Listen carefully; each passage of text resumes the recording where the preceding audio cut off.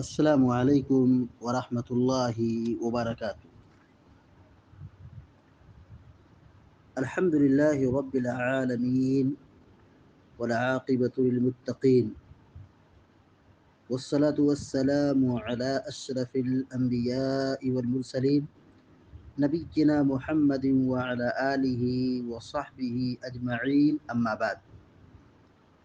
فقال الله عز وجل: أعوذ بالله من الشيطان الرجيم. وقالوا لن تمسنا النار إلا أياما معدودة قل اتخذتم عند الله عهدا فلن يخلف الله عهدا أم تقولون على الله ما لا تعلمون. سورة البقرہ کی آیت نمبر 80 ابھی آپ کے سامنے تلاوت کی گئی ہے۔ اللہ تبارک و تعالیٰ فرماتا ہے: وَقَالُوا لَن تَمَسَّنَا النَّارُ إِلَّا أَيَّامًا مَّعْدُودَةً، اور ان لوگوں نے کہا کہ ہمیں جہنم کی آگ نہیں چھوئے گی مگر چند روز کے لیے، کچھ وقت کے لیے۔ یہاں پر ان لوگوں نے کہا سے مراد یہودی ہیں، یعنی یہودیوں نے کہا کہ ہم اللہ کے چہیتے ہیں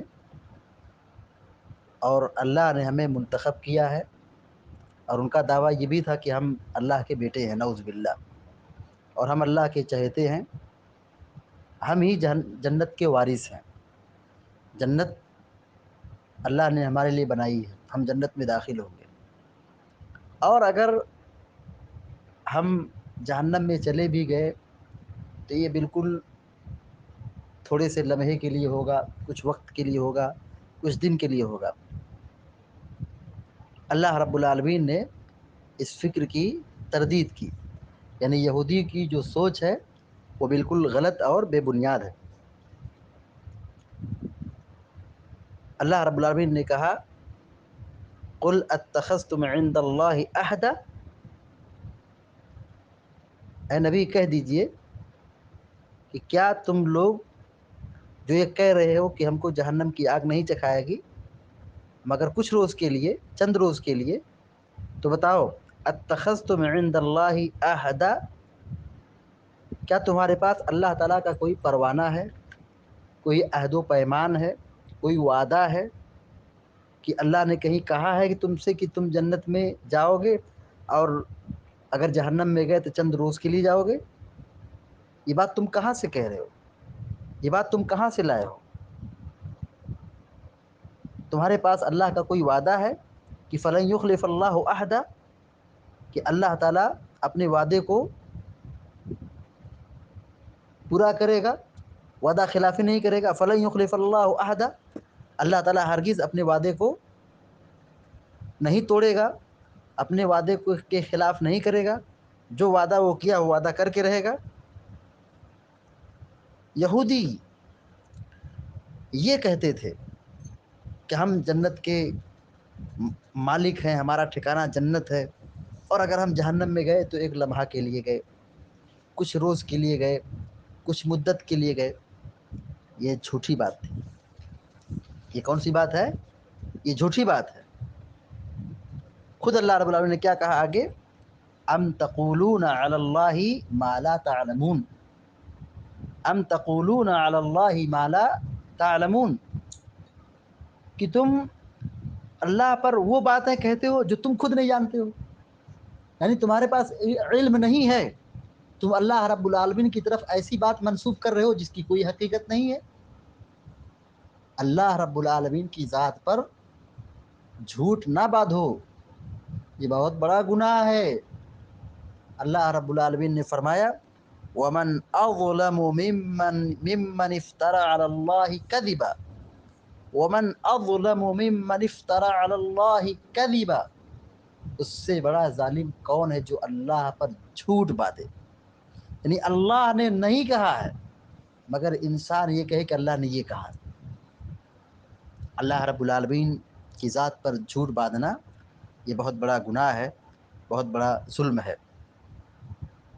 تو یہودیوں کی یہ سوچ تھی کہ ہم جنت میں داخل ہوں گے، جہنم میں گئے تو کچھ لمحے کے لیے، کچھ مدت کے لیے۔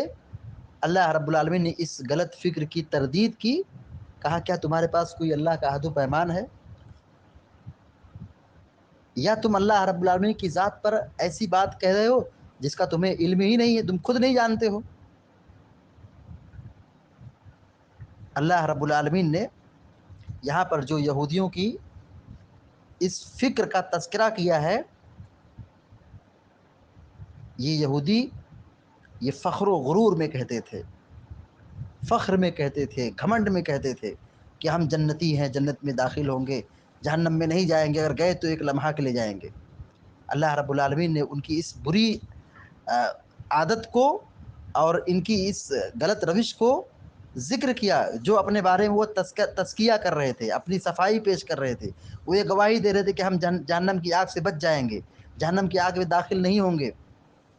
ایسا نہیں ہے، جو یہ بات اللہ رب العالمین کی ذات پر کہہ رہے ہیں یہ بلا علم ہے، اور اللہ رب العالمین کی ذات پر بغیر علم کے گفتگو کرنا، کسی بات کو اللہ رب العالمین کی طرف جھوٹی بات منسوب کرنا، یہ بہت بڑا جرم ہے، یہ بہت بڑا گناہ ہے، اس سے بچنے کی ضرورت ہے۔ اللہ رب العالمین سے دعا ہے کہ اللہ تعالی ہم سب کو، آپ سب کو نیک عمل کی توفیق عطا فرمائے، اور دنیا میں جب تک زندہ رکھے ایمان اور توحید پر قائم رکھے، اور جب ہمارا خاتمہ ہو تو ایمان کی حالت میں، آمین یا رب العالمین۔ اقول قولی هذا واستغفر الله لي ولكم ولسائر المسلمين فاستغفروه انه الغفور الرحيم، وصلى الله على نبينا محمد وسلم تسليما كثيرا۔ السلام علیکم ورحمۃ اللہ وبرکاتہ۔